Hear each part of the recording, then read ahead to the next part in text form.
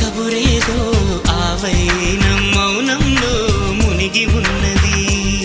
చిగురాకు చాటు చిలక ఈ అలజడి ప్రేమేగా, అనుకోని దారి గనక ఈ తికమక తప్పదుగా.